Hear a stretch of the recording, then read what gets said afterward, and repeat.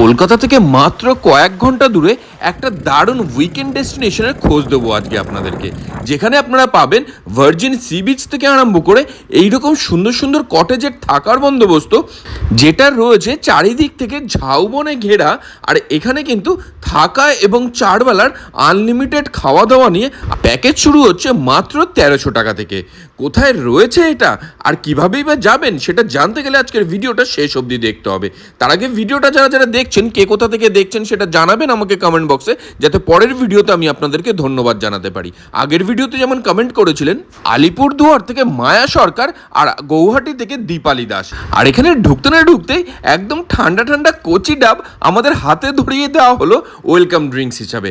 আর তারপর আমরা আশপাশটা একটু ঘুরে দেখলাম, যেখানে সবুজের সমারোহে একেবারে মন শান্ত হয়ে যাবে।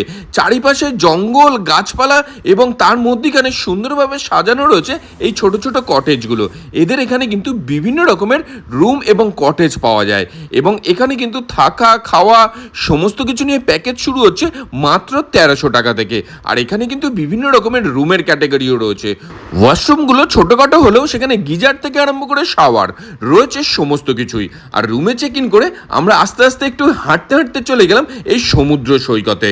আর চারপাশে ঝাউবনে ঘেরা এই সমুদ্র সৈকত, যেটা একেবারেই ভার্জিন, যেখানে আপনারা হাতে গোনা কয়েকটা মানুষেরই দেখা পাবেন।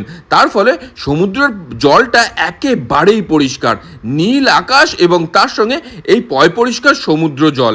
এখানেই আপনার ঘন্টার পর ঘন্টা সময় কেটে যাবে। আমরা অনেকক্ষণ সময় কাটিয়ে এসে রুমে ফিরলাম, তারপরে স্নান করে সোজা চলে গেলাম এদের রেস্টুরেন্টটায়। আর রেস্টুরেন্টটাও দেখতে পাচ্ছেন যথেষ্ট স্পেশিয়াস এবং সুন্দরভাবে আলপনা আকার রয়েছে। আর সেখানে আমরা পেয়ে গেলাম আমাদের লাঞ্চের প্যাকেজের খাবার দাবার, যার মধ্যে ছিল ভাত, ডাল এবং তার সঙ্গে আলু ভাজা। এটা কিন্তু ঝুড়ি আলু ভাজা নয়, বাড়িতে যেরকম আলু ভাজা হয় অনেকটা সেই রকম আলু ভাজা। তার সঙ্গে একটু লেবু মেখে নিয়ে সোজা মুখে চালান করে দিলাম। ডাল ভাত খেয়ে নিয়ে নেক্সট যেটা ট্রাই করলাম এখান থেকে, সেটা হচ্ছে একটা ভেজের আইটেম। এটাও কিন্তু প্যাকেজের মধ্যে থাকছে, যার মধ্যে ডাঁটা, উচ্ছে, বেগুন এবং আলু সমস্ত কিছু দিয়ে এটা রান্না করা হয়েছিল। আর এটা খেয়ে নিয়ে নেক্সট যেটা আমরা এখান থেকে ট্রাই করলাম সেটা হচ্ছে চিংড়ি মাছের একটা ঝাল। আর এই ঝালটা কেমন রান্না হয়েছে দেখেছেন, সর্ষে পোস্ত দিয়ে একেবারে ঝাল ঝাল করে রান্না করা হয়েছে। আর এর মধ্যে যে চিংড়ি মাছগুলো থাকছে সেগুলো কিন্তু মোটামুটি অ্যাভারেজ সাইজের চিংড়ি মাছ থাকছে।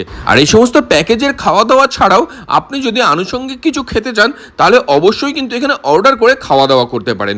আমরা যেমনি এর সঙ্গে অর্ডার করে নিয়েছিলাম এই কাঁকড়া কষাটা। একটু সমুদ্র সাইডে গিয়ে এরকম কাঁকড়া না খেলে যেন ভ্রমণটাই অসম্পূর্ণ রয়ে যায়। কাঁকড়ার একদম ঝাল রান্না করা হয়েছিল। আর তারপরে যেটা ট্রাই করেছিলাম সেটা হচ্ছে পমফ্রেটের ঝাল। আর পমফ্রেটের গ্রেভিটা এসছে দেখুন, ও হো হো। যে পমফ্রেটটা এখানে আমাদের দেওয়া হয়েছিল সেটার সাইজ কিন্তু যথেষ্ট ভালো ছিল। আর সেটা সর্ষে পোস্ত দিয়ে একেবারে গামাখা গামাখা করে একটা ঝাল রান্না করা হয়েছিল। পমফ্রেট মাছটা কিন্তু যথেষ্ট ফ্রেশ ছিল, খেতে বেশ ভালোই লেগেছে। আর এত খাওয়া দাওয়া করে আমরা সোজা চলে আসলাম আবার সি বিচের দিকে।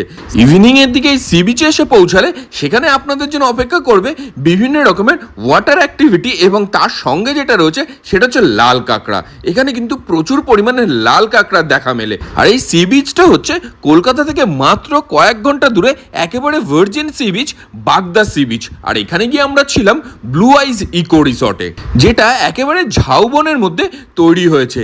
এবং তার সঙ্গে কেমনভাবে সন্ধেবেলায় আলোর খেলায় মেতে উঠেছে দেখুন পুরো রিসর্টটা। সন্ধেবেলা দেখলে এর নামকরণের সার্থকতা সত্যিই বোঝা যাচ্ছে। চারিদিকটা কেমন নীলাভ আভায় সেজে উঠেছে দেখুন। আর এখানে কিন্তু নভেম্বর মাস থেকে প্রতিদিনই সন্ধেবেলা বিভিন্ন রকমের সঙ্গীত অনুষ্ঠান থাকে, আর তার সঙ্গে বারবিকিউ পার্টি তো অবশ্যই থাকছে। আর এখানে প্যাকেজের মধ্যে ডিনারেও থাকছে কিন্তু প্রচুর রকমের অপশান, যেখানে ভাত রুটি থেকে আরম্ভ করে মিষ্টি থেকে আরম্ভ করে সবজি, চিকেন সমস্ত কিছুই আপনারা পেয়ে যাচ্ছেন। আর এই সমস্ত খাবার দাবার খেয়ে দিলাম আমরা একটা লম্বা ঘুম থেকে উঠে গরম গরম ব্রেকফাস্ট খেয়ে আমরা এখান থেকে চেক আউট করলাম।